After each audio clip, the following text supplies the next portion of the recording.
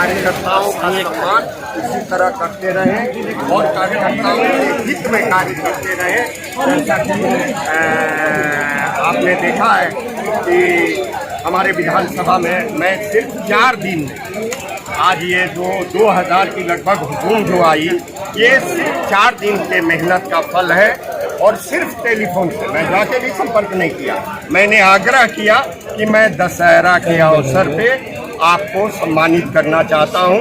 इसके पीछे पार्टी के नीतियों को बताना, पार्टी के कार्यों को, योगी सरकार के कार्यों को, मोदी सरकार के कार्यों को जन जन तक पहुंचाना, इसका एकमात्र उद्देश्य यही है। तो 4 दिन में आपने इस कार्यक्रम की रूपरेखा रखी और आज ये कार्यक्रम चल रहा है। अंत में सिर्फ एक सवाल कि जब भी कोई भी सरकार रहती है तो कहीं ना कहीं एंटी इनकम्बेंसी फैक्टर का उसको सामना करना ही पड़ता है। तो क्या आगामी विधानसभा चुनाव में जो वर्तमान विधायक हैं, क्या उनमें से भी सीटों की कटौती हो सकती है? क्या नए चेहरे आ सकते हैं? क्या संसदीय बोर्ड का फैसला हम नहीं बता सकते। संसदीय बोर्ड का फैसला है। जहाँ तक सरकार की एंटी इनकम्बेंसी की बात करते हैं तो आप 2014 में मोदी जी की सरकार थी, 2019 में उससे ज़्यादा प्रतिशत वोट मिल पाए, ज़्यादा सीट मिल पाए, तो कैसे एंटी इनकम्बेंसी? और कोई सवाल पूछना चाहता है? एकजुटता सामने आई नहीं है, वो चाहे ओम प्रकाश राजभर की पार्टी हो या फिर भागीदारी मंच की अगर हम बात करें या फिर ओवैसी की बात करें, तो अभी भी अलग अलग विचार उनके सामने आ रहे हैं। और जिस तरीके से ओम प्रकाश राजभर ने के सामने उसमें बीजेपी भी शामिल है, तो क्या बीजेपी उनकी शर्तों को मानेगी? क्या भारत में जातियों के आधार पर बनने वाली पार्टियां देश में कुछ हद तक कहीं कहीं थोड़ी बहुत सफल भी हुई है, लेकिन बहुत दूर तक सफल नहीं हो पाती है, समाप्त हो जाती है। छोटे छोटे दल के लोग जाति के आधार पर, यहाँ विचार के आधार पर चलने वाली पार्टी, वे भारतीय जनता पार्टी विचार के कारण से इतने बड़ी, भारत का विचार। कम्युनिस्ट पार्टी भी विचार की पार्टी थी, लेकिन वो कम्युनिस्ट पार्टी भारत का विचार नहीं। आपको याद होगा 1952 में संसद में अपोजिशन की पार्टी कम्युनिस्ट पार्टी होती। आज के दिन में कम्युनिस्ट पार्टी में जहां बंगाल और केरल में संख्या नहीं, एक संख्या नहीं। जब दल में अपने देश में जाति के आधार पार्टी के कार्यकर्ताओं के सम्मान के लिए ये विजयदशमी का कार्यक्रम रखे थे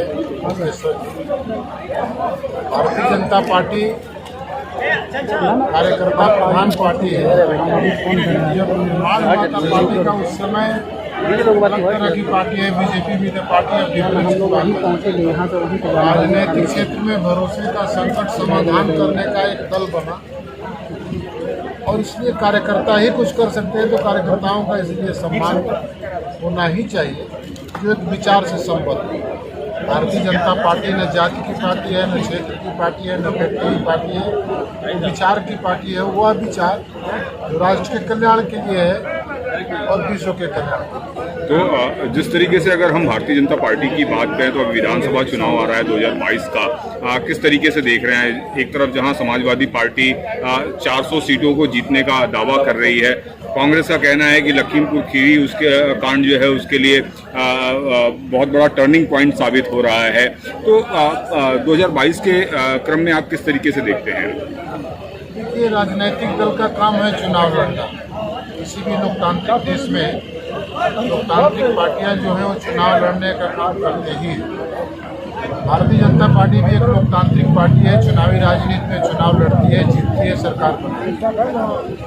अब कोई दूसरी पार्टी 400 सीट जीतना की बात करती है, 403 सीट जीतने की बात करती है, ये उनसे पूछना चाहिए कि किस आधार पर 400 सीट और 403 सीट जीतने की बात करते हैं।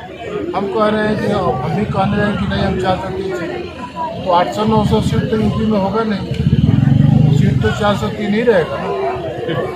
तो 403 सीट में 400 वो दे जाएंगे, 3 में दो छोड़ रहे हैं, 403 ले ले रहे हैं।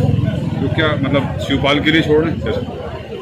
मैं नहीं किसी का नाम, न शिवपाल का नाम ले रहा हूँ, न अखिलेश यादव का नाम ले रहा हूँ। इस तरह के अप्रत्याशित बयान को मैं अपने तरफ से उद्धृत कर रहा हूँ, प्रत्याशित बयान नहीं देना चाहिए। ओम प्रकाश राजभर को लोगों में जो राजनीतिक क्षेत्र में भरोसे का संकट है, यह भी एक बड़ा कारण है। छोटे दल जहां एक तरफ एकजुट होने की बात कह रहे हैं और दूसरी तरफ वो ये कह रहे हैं कि हम बीजेपी को हराकर ही मानेंगे। गरीबों के उत्थान किसान के लिए काम करेंगे। आज गांव की तस्वीर बदल रही है ना, गांव को खेत से हम जोड़ रहे हैं ना, गांव के विकास के लिए काम कर रहे हैं ना। गरीब कभी ये सोचता भी नहीं था कि प्रधानमंत्री आवास योजना और मुख्यमंत्री आवास योजना से मेरे मकान बन जाएंगे। वो बेचारा गर्मी में भी, बरसात में भी, जाड़े में भी आसमान में सोता था। वो नहीं जानता था कि मौसम कब बदलता है, कब गर्मी आती है, कब जाड़े आते हैं, कब बरसात आते हैं। आवास तो बन रहा है, बनेगी। महिलाओं को सब सारे लोग किसान हैं, मैं सब लोगों को चेहरे से मैं जानता हूँ, सब अपने गांव में रहने वाले लोग। 6,000 रुपया जब खाता में आवेला साल में, कार्तिक में, तो कैसे बुझल मैं जानता हूँ।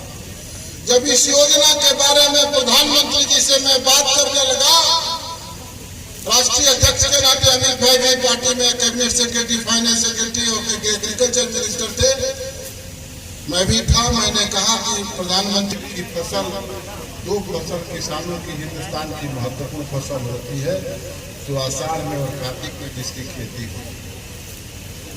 और आषाढ़ में और कार्तिक में किसान किस कठिनाई में होता है, मैं भले उस कठिनाई को नहीं जानता।